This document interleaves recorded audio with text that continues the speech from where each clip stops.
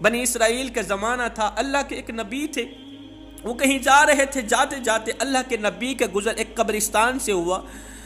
اللہ کے نبی نے دیکھا عصر کا وقت ہے، ایک قبر پھٹی ہے، اس کے اندر سے ایک جانور نکلا۔ وہ کون سا جانور تھا؟ گدھا تھا۔ گدھے کا سر نکلا، رینگتا ہوا سر نکلا، تھوڑی دیر کے لیے رینگتے پھر وہ قبر کے اندر چلا گیا، قبر میں دفن ہو گیا۔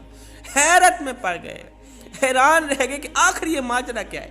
دونوں ہاتھ اٹھائے، مالک آخر کیا ماجرا ہے، یہ منظر کیوں دیکھنے کو مل رہا ہے؟ قبر پھٹی ہے، اندر سے جانور نکلا ہے، گدھا نکلا ہے، وہ رینگتا ہوا اندر چلا گیا۔ اللہ نے فرمایا وہ جو جھونپڑی ہے نا، جھونپڑی کے اندر ایک بڑھی عورت بیٹھی، جا کے اس سے پوچھ لو، وہ سارا واقعہ بتائے گی، وہ ساری کہانی سنائے گی۔ اللہ کے نبی وہاں پہنچے، پوچھا کہ میں نے منظر دیکھا ہے، قبر پھٹی ہے، اندر سے گدھا نکلا، رینگتا ہوا اندر چلا گیا، ماجرا کیا ہے؟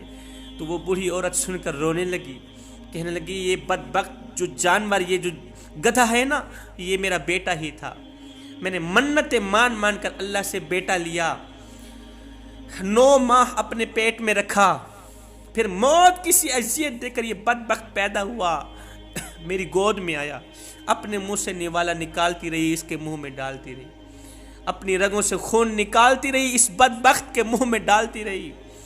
یہ جوان ہوتا گیا، میں بڑھیا ہوتی گئی، یہ طاقتور ہو گیا، میں کمزور ہو گئی، یہ بدبخت مجھے رسوا کرنے لگا، مجھے ذلیل کرنے لگا، یہ مجھے دکھ دیتا، درد دیتا، تکلیفیں دیتا، اس نے میرا جینا حرام کر رکھا تھا، میں اسے نصیحتیں کرتی، یہ میرے ساتھ بدسلوکی کرتا، میرے آگے بک کرتا، کتے کی طرح بھونکتا، گدھے کی طرح رینگتا۔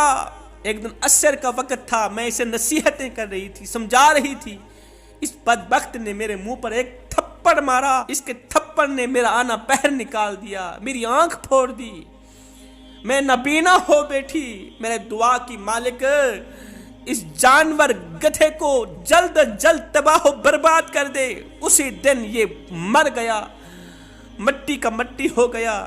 اس کی تدفین کے بعد جس دن عصر کا وقت اس نے مجھے تھپڑ مارا تھا، میری آنکھ پھوڑی تھی، اسی دن سے لے کر آج تک روزانہ عصر کا وقت یہ گدھے کی صورت میں قبر پھٹتی ہے، اس کا سر نکلتا ہے، اور لوگ دیکھتے ہیں، عبرت حاصل کرتے ہیں کہ والدین کے ساتھ بدسلوکی کرنے والوں کا انجام کچھ اس طرح کا ہوتا ہے۔ فرمایا حضرت امام زین العابدین نے، جس گھر میں بدسلوکی کی جاتی ہو، بدسلوک عورت جس گھر میں بھی رہتی ہو، وہ گھر جلد از جلد غربت کی دلدل میں پھنس جاتا ہے۔ فرماتے ہیں گھر میں غربت لانے کی چوتھی جو سب سے بڑی وجہ ہے، وہ ہے بیت الخلاء میں باتیں کرنا۔ کچھ بدبخت لوگ اس طرح کے ہوتے ہیں جو غسل کرنے کے لیے جاتے ہیں تو وہاں گانے گاتے ہیں، گنگناتے ہیں، نہاتے بھی رہتے ہیں، گانے بھی گاتے رہتے ہیں۔ فرمایا میرے نبی نے، جب انسان بیت الخلاء میں جاتا ہے یا غسل کرنے کے لیے جاتا ہے تو یہ جو دائیں بائیں کرامن کاتبین بیٹھے ہیں، یہ بیت الخلاء سے نکل کر باہر بیٹھ جاتے ہیں تاکہ یہ فرشتے انسان کو بے پردہ حالت میں نہ دیکھیں، یہ فرشتے انسان کو برہنہ صورت میں نہ دیکھیں۔ تو جب انسان بیت الخلاء میں گنگناتا ہے، گانے گاتا ہے، آوازیں لگاتا ہے، چیخ و پکار کرتا ہے، تو یہی فرشتے لعنت کرتے ہیں، اس کا نامہ اعمال اپنی کتاب پہ لکھتے ہیں۔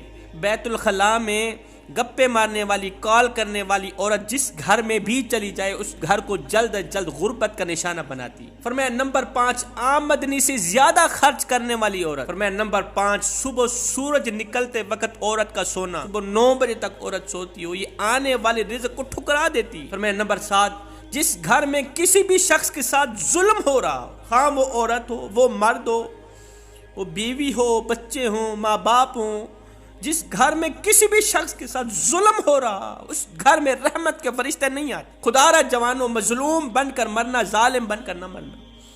اگر ظالم بن کر مرو گے تو قیامت کے دن حجاج بن یوسف کے ساتھ اٹھائے جاؤ گے، یزید کے ساتھ اٹھائے جاؤ گے، اور اگر مظلوم بن کر مرو گے تو قیامت کے دن مولا حسین کے ساتھ اٹھائے جاؤ گے۔ فرمایا نمبر 8، جس گھر میں قرآن مجید کی تلاوت نہ کی جاتی ہو، جس گھر میں ایسی عورت رہتی ہو جو قرآن مجید کی تلاوت نہ کرتی ہو، اس گھر میں بھی رحمت کے فرشتے نہیں آتے۔ میرے نبی نے فرمایا راتوں کی تنہائیوں میں اٹھ اٹھ کے قرآن پڑھا کرو، اور قرآن پڑھتے وقت رویا کرو. فرمایا اگر رونا نہ بھی آئے تو رونے کی کوشش کر لیا کرو. حضرت داتا علی حجویری سے پوچھا گیا حضرت اگر رونے کی کوشش کریں پھر بھی رونا نہ آئے تو کیا کریں؟ آپ نے فرمایا پھر اپنے مقدر پہ رویا کرو. فرمایا نمبر 9، جس گھر میں ایسی عورت رہتی ہو جس کا ہر ایک کام شیطان کو خوش کر دیتا، فحاشی فلمیں دیکھنا، میوزک کی دھن میں ناچنا، بے حیا عورت جس گھر میں رہتی ہو، بال کٹوا کر غیر محرم مردوں کے سامنے ناچنے والی گانے والی عورت جس گھر میں رہتی ہو نا، اس گھر میں رحمت کے فرشتے نہیں آتے. فرمایا نمبر 10، جس گھر میں غیبت کرنے والی عورت رہتی ہو، وہاں کی سن کر یہاں لگانا، یہاں کی سن کر وہاں لگانا، پھر دونوں پارٹیوں کو آپس میں لڑانا، دونوں بھائیوں کو آپس میں لڑانا، ماں بیٹے کو آپس میں لڑانا، بہن بھائیوں کو آپس میں لڑانا، چغلی کرنے والی، وہاں کی سن کر یہاں کے لگانے والی ایسی عورت جس گھر میں چلی جائے وہاں غربت ڈیرے ڈال دیتی ہے. خدا را یہ 10 کام کبھی نہ کرنا، اگر کرو گی تو یاد رکھنا غربت کی دلدل میں پھنس جاؤ گی.